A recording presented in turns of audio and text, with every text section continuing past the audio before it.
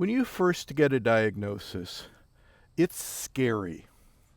And yes, cancer will probably be the first thing you think about when you wake up and the last thing you think about before you go to bed. But pause. Cancer isn't an alien invader. It's your body's own defective cells that have gone unnoticed. Your body created it, and it has a role in getting rid of it.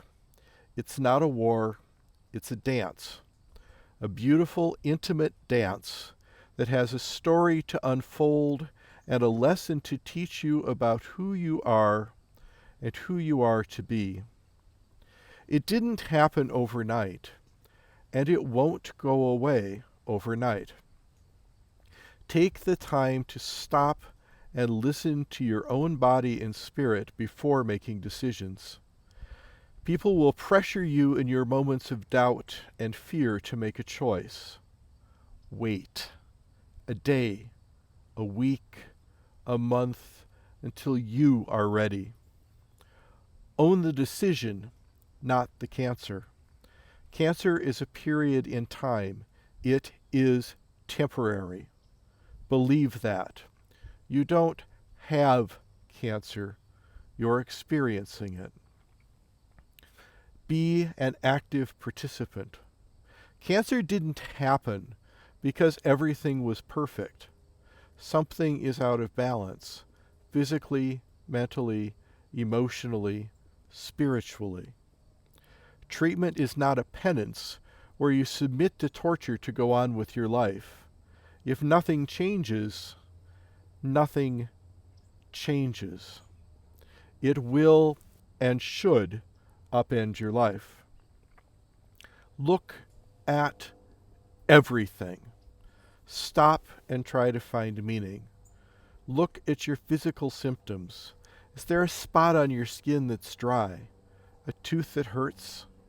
A tender spot? What acupuncture point does that correspond to? Press into it. What happens? What is its significance in traditional Chinese medicine? With so many things on your mind, it's a way to focus thinking. If the point corresponds to the liver, and the liver is affected by anger, what is causing anger in your life? Work to resolve it. Rather than rushing to take an aspirin for a headache, ask what is causing the headache and what you can do to address the cause rather than mask the symptom. Look at your diet.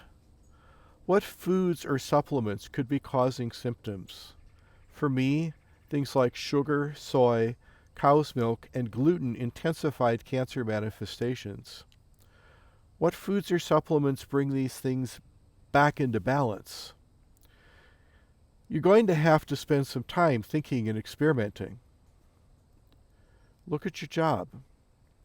Does it make you happy? Does it cause stress? What do you need to let go of? What liberates you? Look at your relationships. Look at who steps into your life. They're there because they are who you need at that moment. It is not lost on me that all the people who had the most significant roles in my journey were outcasts.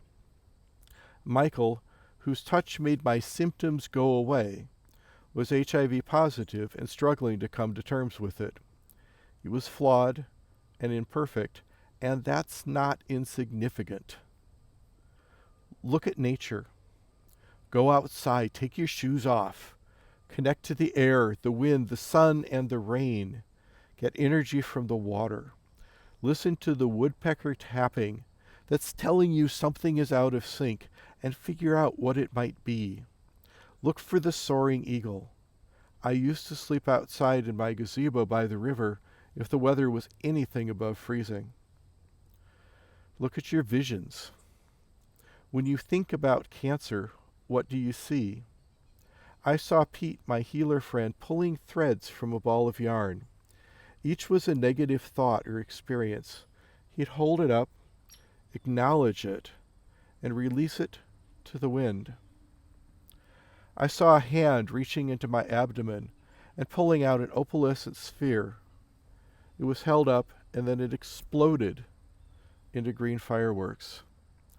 Hold on to those visions and let them take you where you need to go. Look at your spirituality.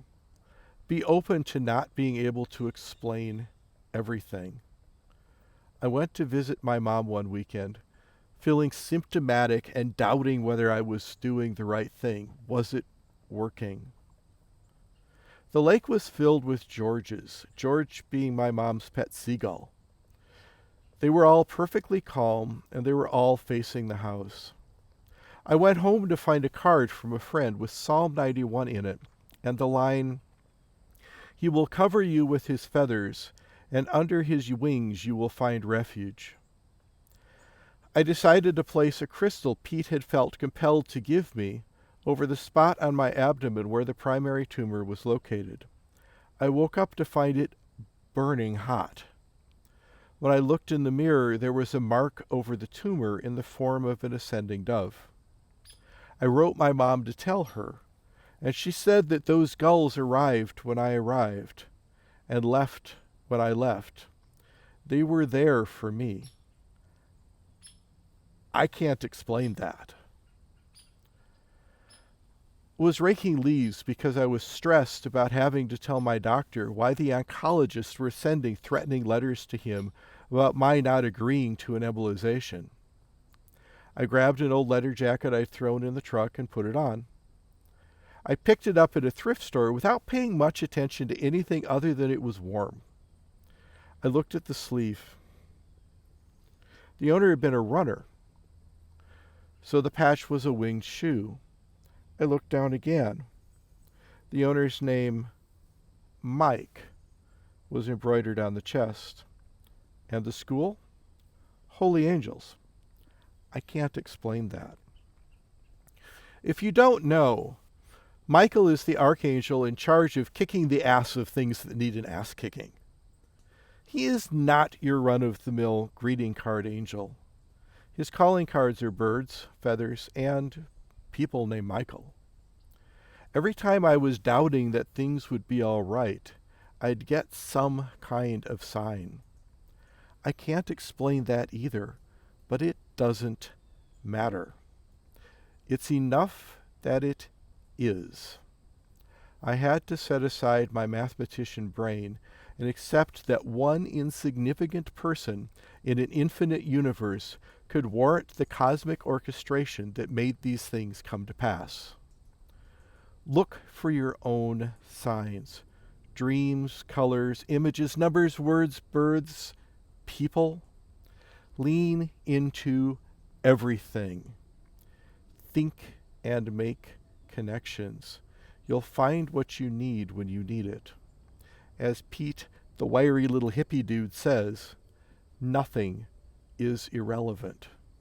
In time, everything shows its meaning. Be alert and dig deep. Listen to that and believe it. You are never alone.